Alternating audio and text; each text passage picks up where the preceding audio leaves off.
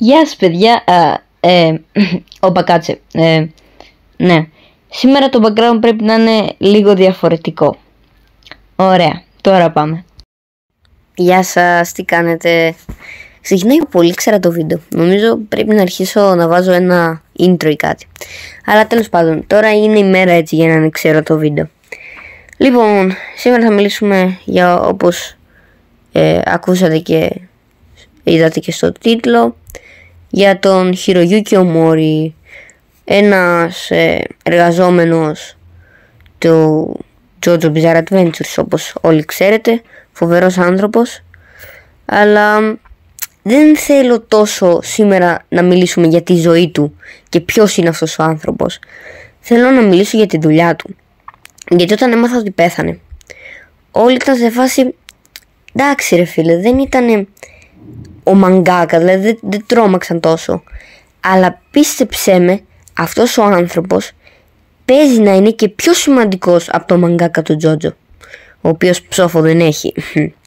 Συγγνώμη αράκι, αλλά είσαι κυριολεκτικά 63-64, έχω χάσει το μέτρημα κυριολεκτικά. Γεννήθηκε στο 60 και είσαι λες και είσαι 20 χρονών. Τέλος πάντων, δεν απευθύνομαι σε σένα στο βίντεο, απευθύνομαι στον άλλον αγαπητό μας,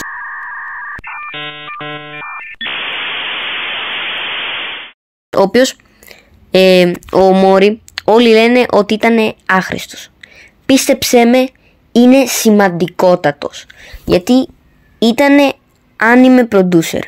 Θα μου πεις, τι είναι anime producer Σπύρο, και γιατί είναι χρήσιμο αυτό το πράγμα για το JoJo και γενικά για τα anime?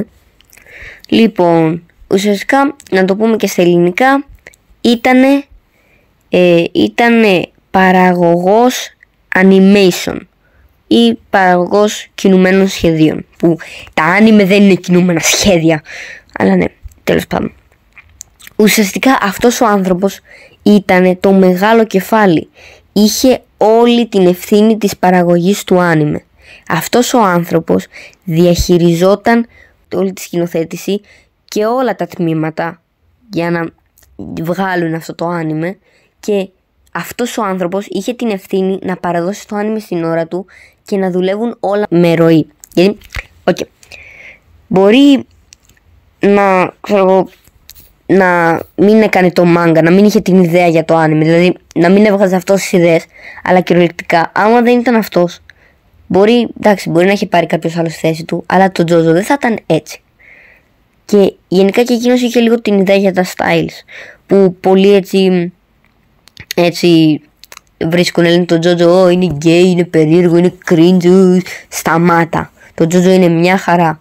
Και γενικά το είχε μια φοβία, αλλά ήτανε του άρεσε γενικά. Στην αρχή ήτανε φαν του μάγκα, και το 2011 άρχισε να δουλεύει στη Warner Bros.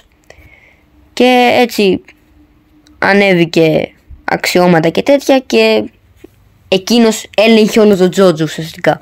Οπότε αυτός ο άνθρωπος είναι πικ και είχε την τέλεια ροή. Τώρα δεν θα κάτσω να πω όλη την ιστορία του, γιατί δεν είμαι τέτοιος.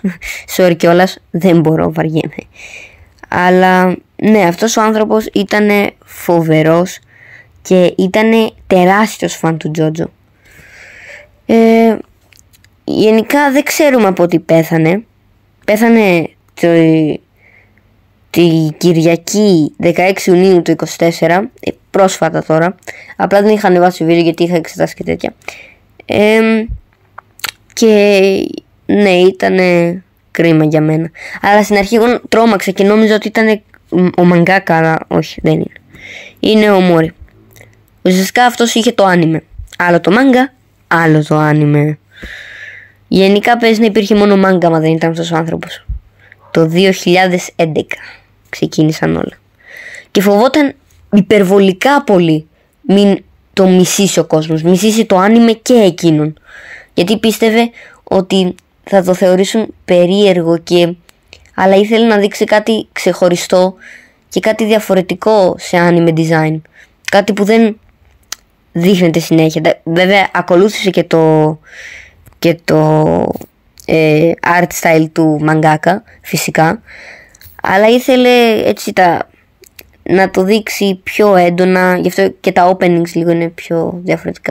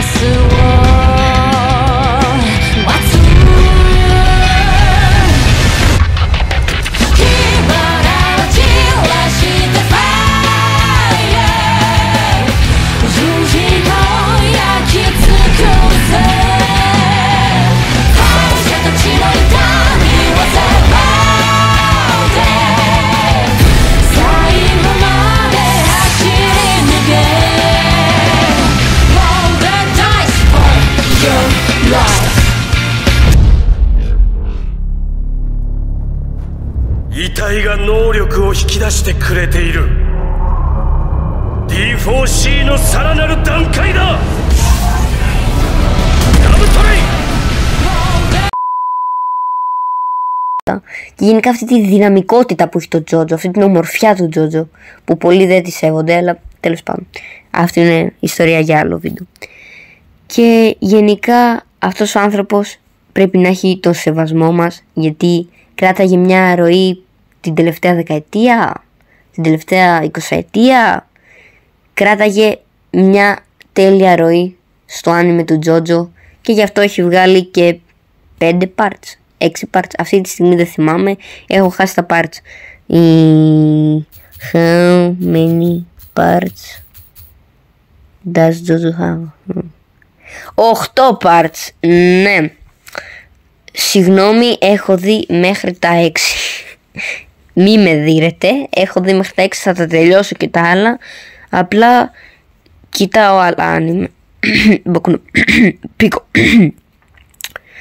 Ναι, λοιπόν, γενικά sorry που δεν το έκανα μεγάλο το βίντεο και δεν εξηγούσα πολλά για τη ζωή του, αλλά γενικά αυτό το βίντεο ήταν πιο πολύ για να σας κάνω να το βουλώσετε με λίγα λόγια.